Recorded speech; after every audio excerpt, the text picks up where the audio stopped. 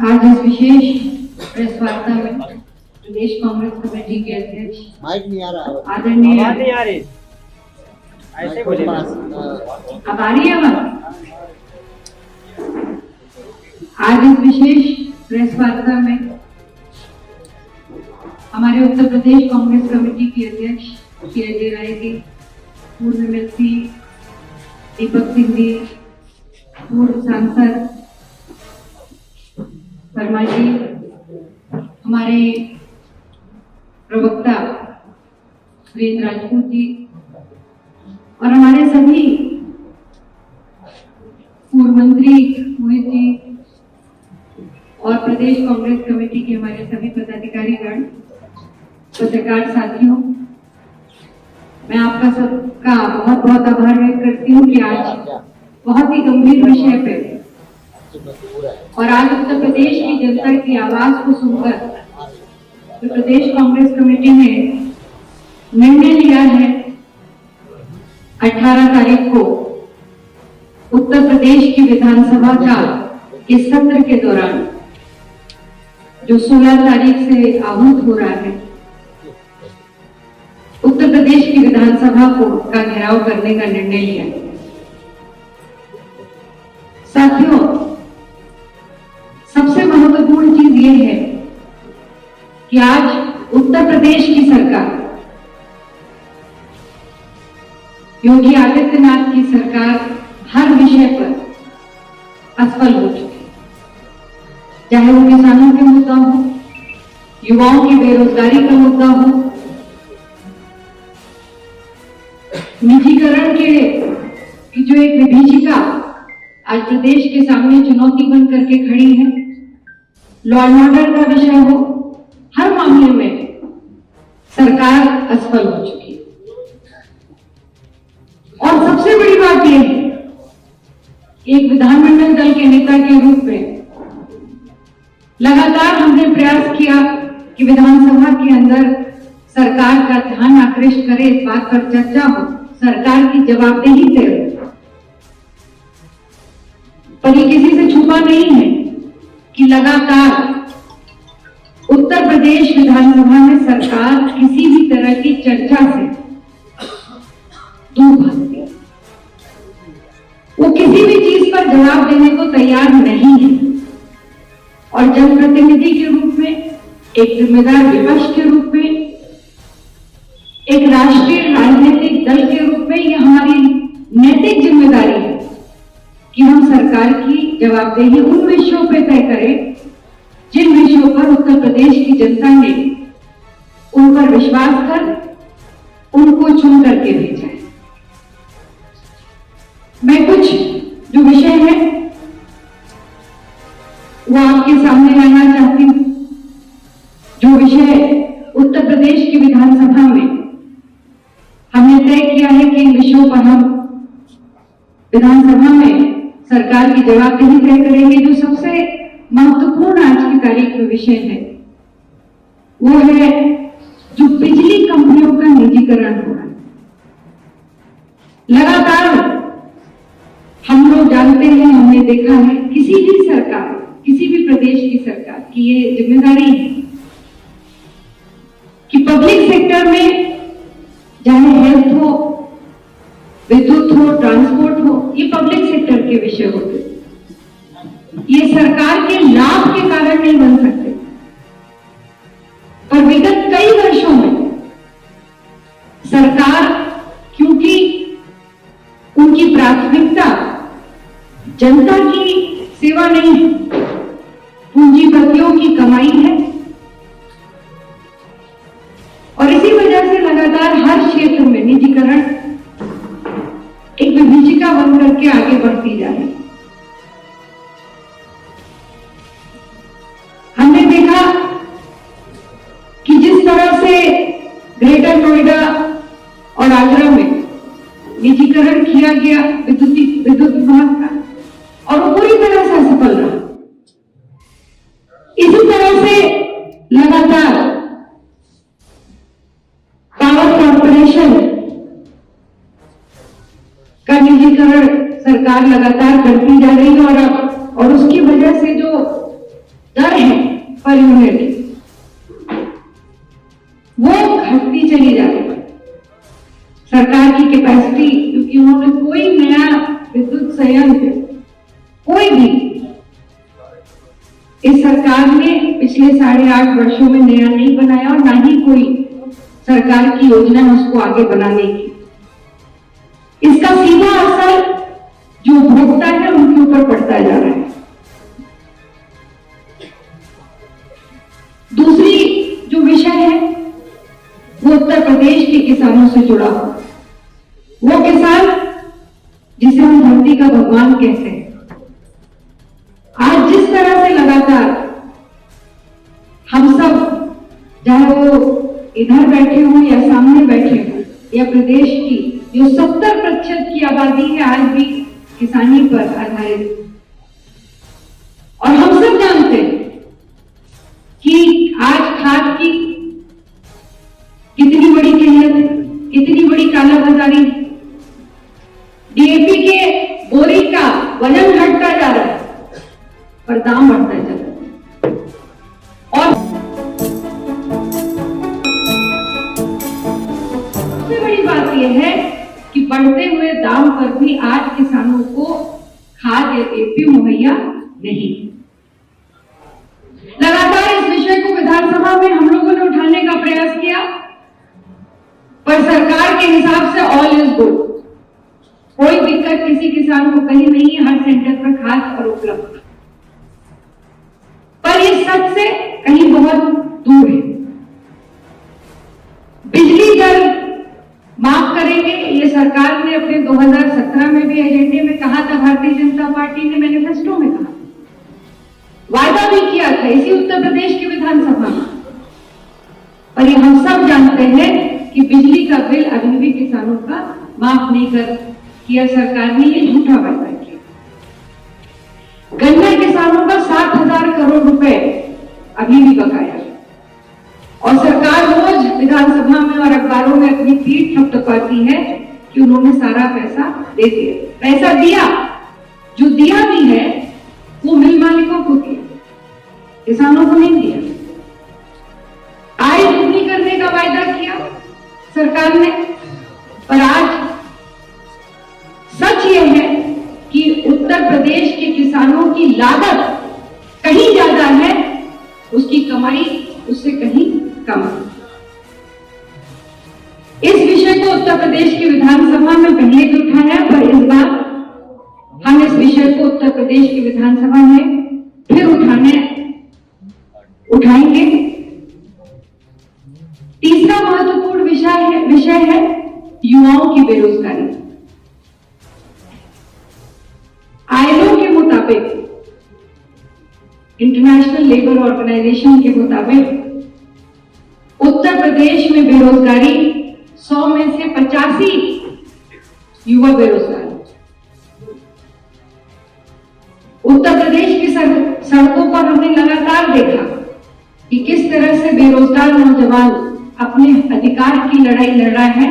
उसको सरकार नौकरी नहीं दे पाती, पर पुलिस की लाठियां जरूर उसको मिलती, गंभीर धाराओं में मुकदमे कायम होते हैं। पिछले 8 साढ़े 8 वर्षों में सरकार एक भी जो सरकारी नियुक्तियां होनी है वो कोई भी सरकार पूरा नहीं कर पाई। 14 पेपर लीक का रिकॉर्ड इस सरकार ने कायम किया। 69,000 शिक्षक भर्ती के मामले में कोर्ट के कहने के बावजूद भी जो उसमें आरक्षण देना था ओबीसी का, उस पर भी सरकार मौन है, और उसकी वजह यह है कि उसका असर सीधा सीधा उन नौजवानों पे पड़ रहा है जो इसके हकदार है। ये भी एक विषय है जिसको हम उत्तर प्रदेश की विधानसभा में उठाने के लिए वचनबद्ध हैं। स्वास्थ्य सबसे बड़ी चुनौती बनी हुई है आज उत्तर प्रदेश में। अभी झांसी की घटना हम सब ने दुखद घटना देखी, जिसमें 10 नवजात शिशुओं की किस बुरी तरह से एनआईसीयू में जल करके मौत हुई और उसके बाद 8 जिनका इलाज चल रहा था। कुल 18 मौतें उस घटना में। और मैं आपके माध्यम से सरकार से ये पूछना चाहती हूं कि उस घटना में जो जिम्मेदार लोग थे, क्या आज तक उनके खिलाफ कोई कार्रवाई हुई?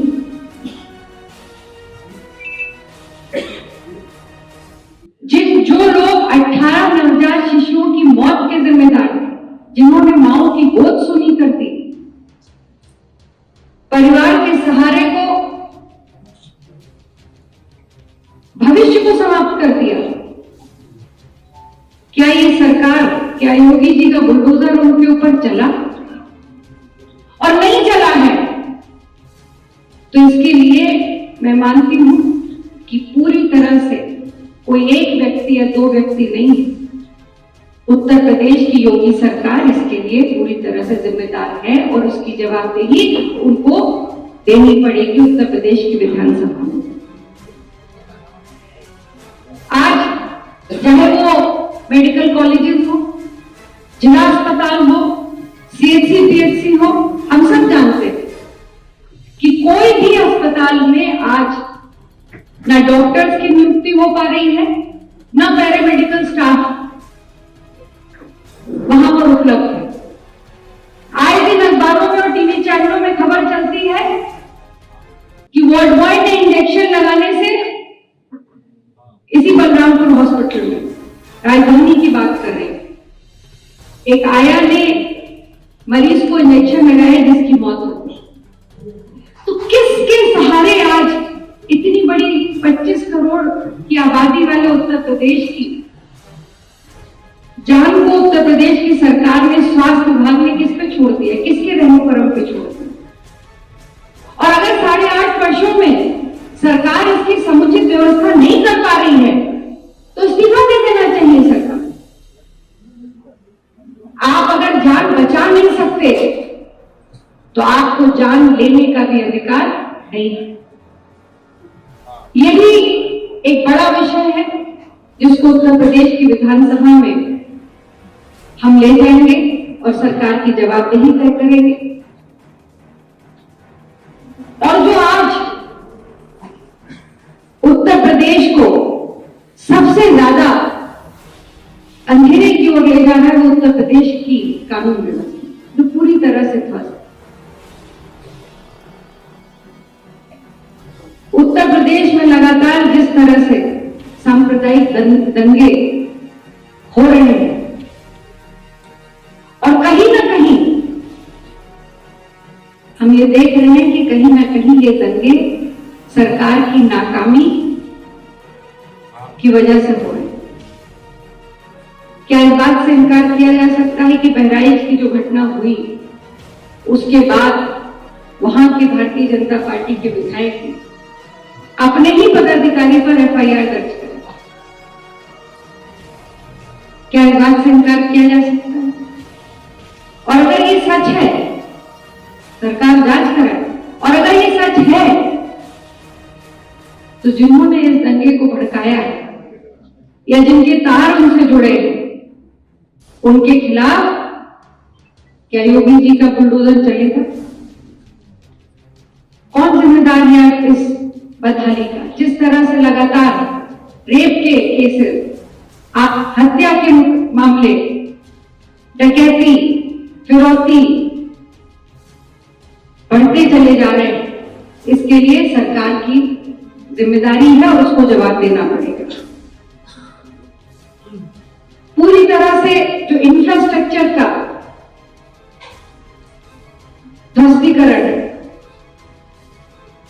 आज कहा जाता है कि सड़कें गड्ढा मुक्त हैं, पर आज आप अगर शहर की सड़कों को देख लीजिए, ग्रामीण क्षेत्र की तो बात छोड़ दीजिए, तो ये नहीं समझ में आता कि गड्ढा कहां है और सड़क कहां है। अरबों रुपए जो इस प्रदेश की जनता की टैक्स की कमाई सरकार उनसे ले रही है,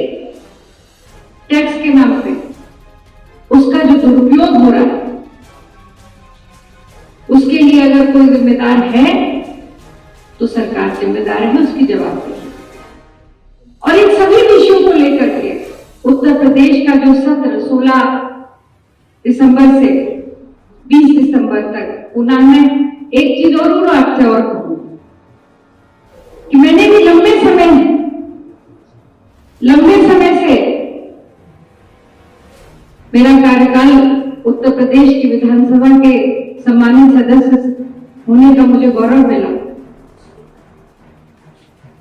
पर एक पूर्ण बहुमत की सरकार होने के बावजूद भी ये सरकार सत्र के दिन हर बार कम करती है। क्यों? इसलिए कि सरकार कोई भी जवाब देने से बच रही, अपनी नाकामी छुपाने का प्रयास करे। जब सरकार से हम विधानसभा के अंदर सवाल पूछते हैं तो सरकार के पास कोई जवाब नहीं होता। हम आंकड़े प्रस्तुत करते हैं, उनके मंत्री जवाब नहीं दे पाते, और जब मुख्यमंत्री जी खड़े होकर के बोलना शुरू करते हैं तो केवल वो इतना बता करके विषय की बात छोड़ दीजिए, ना बेरोजगारी पे बात करेंगे, ना कानून व्यवस्था पे बात करेंगे, पर दिग्भ्रमित कर इस प्रदेश की सरकार को एक दिशाहीन की ओर लेते चले जा रहे हैं। मैं आप सबसे ये कहूंगी कि मेरी तो मांग है सरकार से कि ये जो सदन अल्प समय का 4 दिन का उन्होंने रखा है, इस सदन का समय बढ़ना चाहिए ताकि विपक्ष और खासकर कांग्रेस पार्टी इस जिम्मेदारी तय करे सरकार की, और इन सारे मुद्दे जो गंभीर विषय हैं, उत्तर प्रदेश की जनता से जुड़े हुए विषय हैं, इस पर वो जवाब दे। और हम ये भी जानते हैं कि कायरतापूर्ण ये सरकार कभी भी सामने खड़े होकर के विपक्ष की आंख में आंख मिलाकर जवाब नहीं दे सकती उत्तर प्रदेश की विधानसभा में। इसलिए उत्तर प्रदेश की विधानसभा के अंदर भी हम सरकार की जवाबदेही तय करेंगे, और 18 दिसंबर को हम उत्तर प्रदेश के बाहर हमारा पूरा संगठन प्रदेश का एकजुट होकर के कांग्रेस का संगठन उत्तर प्रदेश की विधानसभा का घेराव करेगा, ताकि सरकार, इस सोती हुई सरकार की आंखें खुले और प्रदेश की जनता के इन मुद्दों पर वो जवाब दे। मैं माननीय इस विषय में जो 18 तारीख का ये कार्यक्रम है, मैं माननीय अध्यक्ष जी से अनुरोध करूंगी कि वो मीडिया को इस बारे में ब्रीफ करें। धन्यवाद। धन्यवाद हमारे विधानमंडल दल के नेता आराधना मिश्रा जी, जो इन्होंने इश्यू उठाए हैं पब्लिक के, जो पूरे प्रदेश के अंदर तबाही हाहाकार मची है।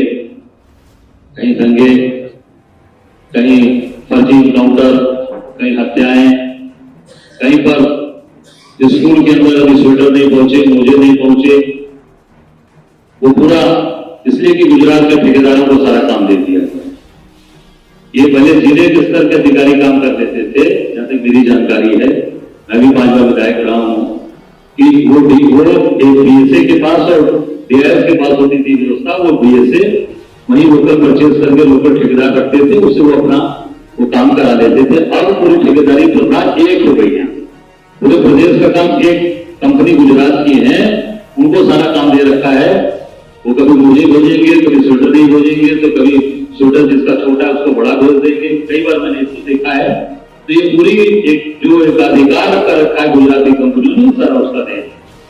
हमारे विधानमंडल की नेता मुराजी ने सारी बात रखी है।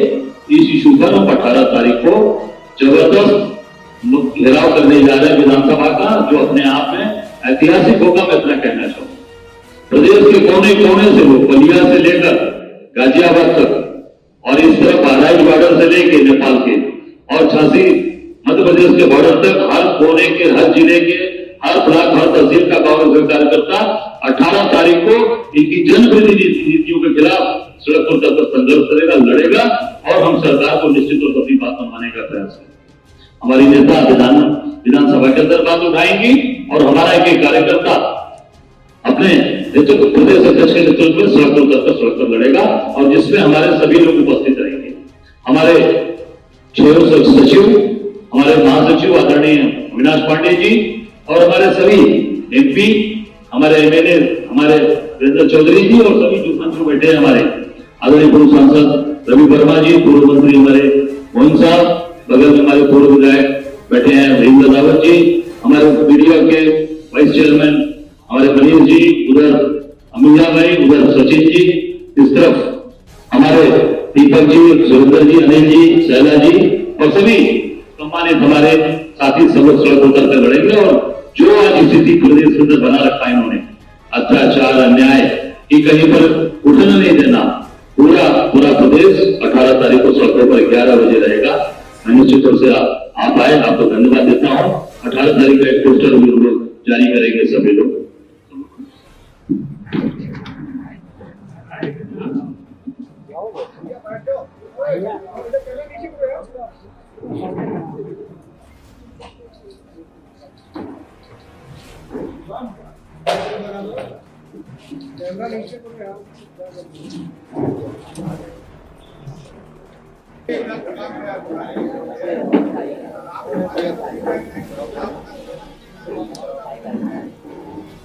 मैं आपसे आग्रह करूंगा कि आज विषय हमारा विधानसभा घेराव, आम जनता की समस्याओं, आम जनता प्रदेश की परेशानी, इस पे बात है।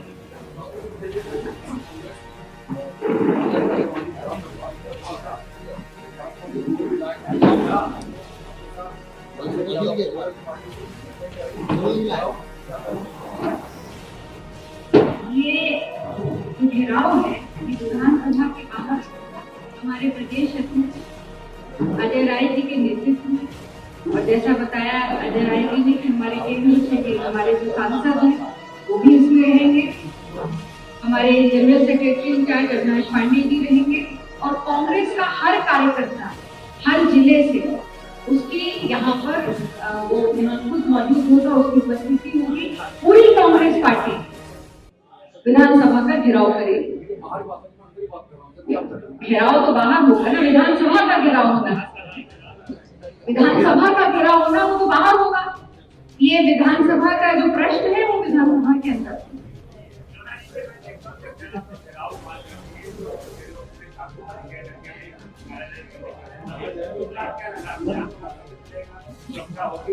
ऐसा नहीं होगा, पूरी तरीके से हमारा कार्यकर्ता इधर विधानसभा का घेराव हम लोग करेंगे, निकलेंगे। और इनकी सरकार है, पुलिस है, ये चारों तरफ लगाएंगे। जैसे हम लोग समझ जा रहे थे तो ये रोक लिया गया।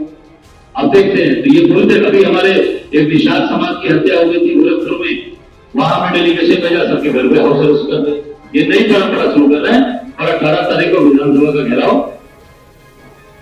और निश्चित तौर से सदन चलेगा। तो ये तो सदन के अंदर है ना, तो रहेंगे हम लोग सड़क उतर कर सब लोग घेराव करेंगे, अंदर उठाएंगे, बाहर उठाएंगे।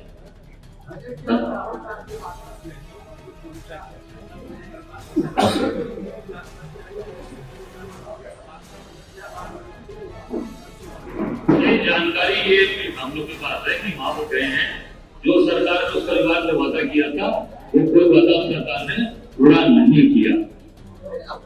और निश्चित तौर से वहां के लोगों ने से जो बात हुई, तो जो पीड़ित पक्ष है उन्होंने खुद बुलाया था कि आइए और आके हमें समस्याओं से निपट हुई।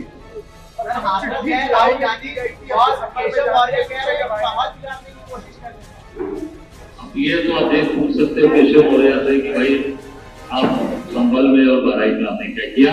राहुल जी उस गरीब आदमी के दरवाजे पे गए हैं जिसको सरकार ने वादा किया तो पूरा नहीं। जुलाई में चिट्ठी लिखी गई थी परिवार की तरफ से, दिसंबर तक जा रहे हैं, नहीं हो सकता है वो कुछ वहां पर दौड़ भाग के चुनाव था, मारा सारी चीजें। और ये भी होगा कि सरकार कुछ करेगी, सरकार कुछ इनिशिएट करेगी, कुछ तो कार्रवाई करेगी। तो हम तो सबको मौका देते हैं, सरकार ने उसके बाद कुछ नहीं किया तो गए राहुल जी वहां। फिर और सबसे बड़ी बात है कि पीड़ित को राहुल जी पर भरोसा है, इसलिए राहुल जी को बुलाया। धन्यवाद।